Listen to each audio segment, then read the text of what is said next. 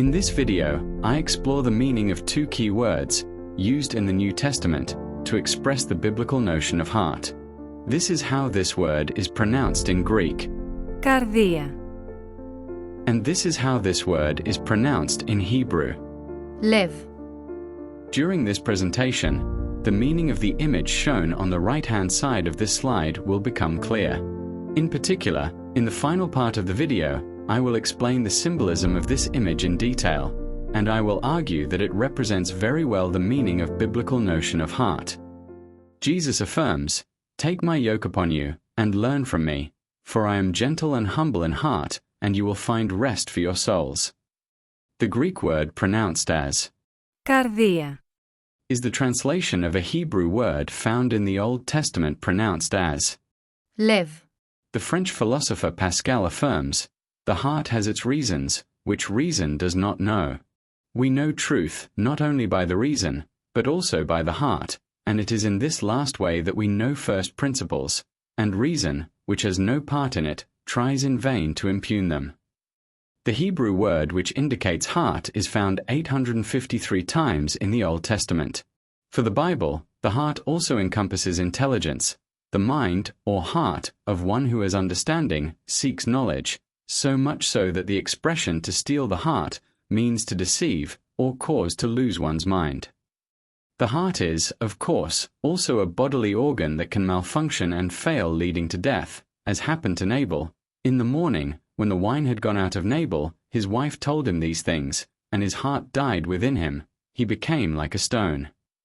But above all, the heart is the center of psychological, moral, and spiritual life.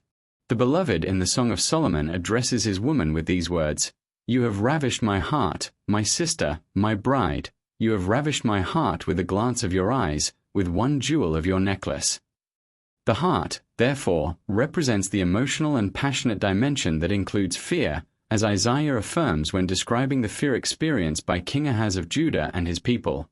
When the house of David heard that Aram had allied itself with Ephraim, the heart of Ahaz and the heart of his people shook as the trees of the forest shake before the wind. This psychological state is evoked in different ways.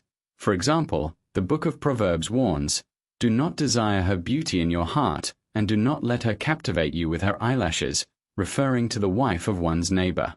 Moreover, hope deferred makes the heart sick, but a desire fulfilled is a tree of life. In particular, someone who is drunk ultimately risks to have a heart or mind which utters perverse things. From an ethical point of view, it's striking how human hearts can become desensitized to evil, hardened by obstinacy and stubborn refusal to change, a heart that devises wicked plans. Concomitantly, the psalmist wishes for the King of Israel, "May he grant you your heart's desire, and fulfill all your plans." The prophet Nathan had already urged David, "Go, do all that you have in mind, or heart, for the Lord is with you." Moving on the religious dimension of the heart, Solomon, on the eve of his enthronement, literally asks God for an understanding mind or heart to govern God's people, able to discern between good and evil. It is a heart that is docile to the Lord's law and to his word, as is required of every true believer. "Hear, O Israel, the Lord is our God, the Lord alone. You shall love the Lord your God with all your heart, and with all your soul, and with all your might."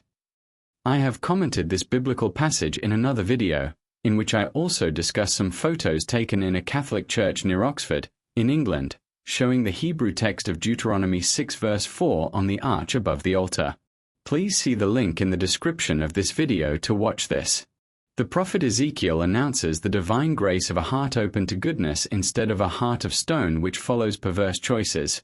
"I will give them one heart, and put a new spirit within them. I will remove the heart of stone from their flesh and give them a heart of flesh." The heart is, therefore, synonymous with conscience. It is the soul of existence, the source of love and sin, of rationality and sentiment.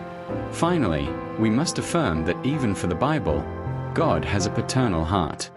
A prophet like Hosea attests to this. We can in fact read that the Lord asks, "How can I hand you over, O Israel? My heart recoils within me, my compassion grows warm and tender." The goodness of heart of God of the Father is of course present in God the Son, that is Christ. Finally, I want to comment on the symbolic meaning of this picture that I put also in the beginning of this presentation. The heart at the center, split into stone and fiery flesh, represents the dual nature of the human heart, fragile and capable of hardening, petrified and deaf to the voice of God, but also able to melt and, with God's help, shine with divine light. In other words, even a hardened heart can be transformed by divine grace when we accept, listen to, and embrace the teachings of the gospel.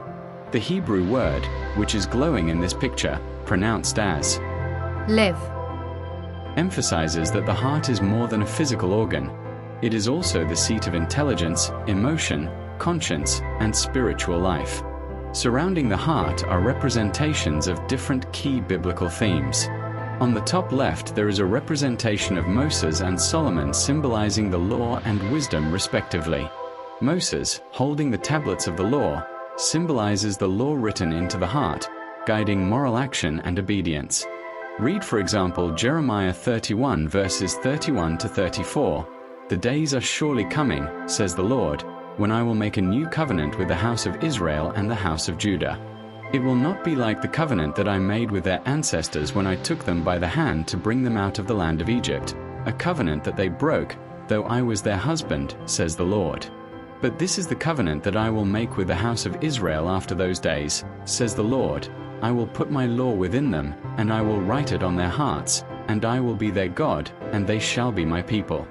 No longer shall they teach one another, or say to each other, Know the Lord, for they shall all know me, from the least of them to the greatest, says the Lord. For I will forgive their iniquity, and remember their sin no more." The same idea is repeated by Paul. When Gentiles, who do not possess the law, do instinctively what the law requires, these, though not having the law, are a law to themselves. They show that what the law requires is written on their hearts, to which their own conscience also bears witness. Solomon, instead, represents the heart as intelligence and discernment. This is the capacity to understand God's law and make righteous decisions. This is consonant with 1 Kings 3 verse 9. "Therefore give your servant an understanding heart to judge your people and to discern between good and evil. For who is able to govern this great people of yours?" The top right and bottom right of the picture depict desire and love. There, you can see two lovers, symbolizing the human heart that expresses passion, longing, and relational love as depicted in the Song of Solomon. In this case, the heart is emotional, responsive, and capable of deep desire and devotion. On the middle left, we can see a depiction of fear and distress.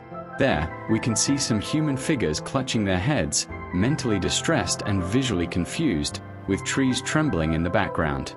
This scene symbolizes anxiety and fear, as described in Isaiah 7 verse 2. When the house of David heard that Aram had allied itself with Ephraim, the heart of Ahaz and the heart of his people shook as the trees of the forest shake before the wind.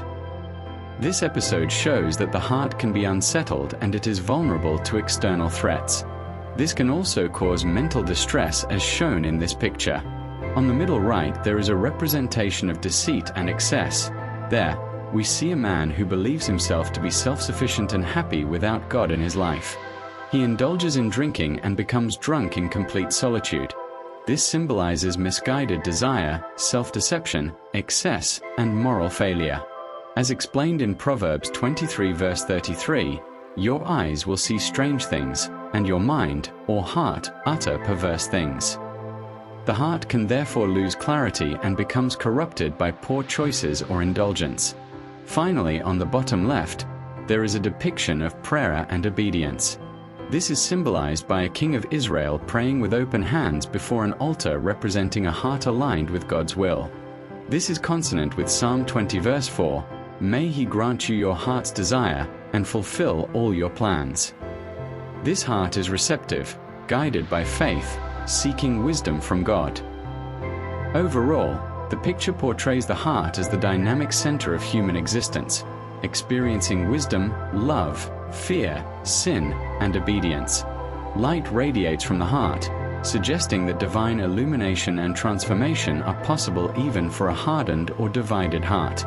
The swirling mist and atmospheric effects emphasize the spiritual and emotional flow of life, connecting human experiences to God's presence.